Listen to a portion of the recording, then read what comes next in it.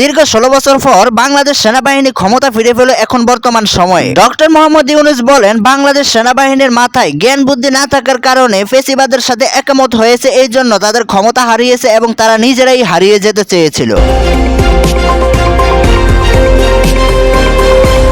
আমি এখন এই নির্বাচনের আগ মুহূর্তে তাদেরকে তাদের ক্ষমতা ফিরিয়ে দিব, বুঝিয়ে দিব, তারা যেন তাদের ক্ষমতাটাকে তাদের কাছে ধরে রাখে এবং আটকিয়ে রাখার চেষ্টা করে, এটা চালিয়ে যায়।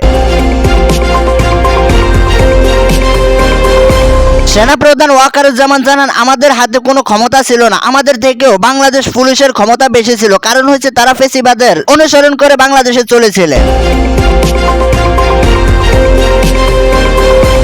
ডক্টর মোহাম্মদ ইউনূস জানান, আবার যদি এই দেশের প্রশাসনকে কোনো এক ক্ষমতাধর ফেসিবাদ গ্রাস করার চেষ্টা করে, তাহলে এই দেশের সাধারণ জনগণ তা রুখে দেওয়ার জন্য একমত এবং ঐক্যবদ্ধ থাকলেই সম্ভব হয়ে যাবে।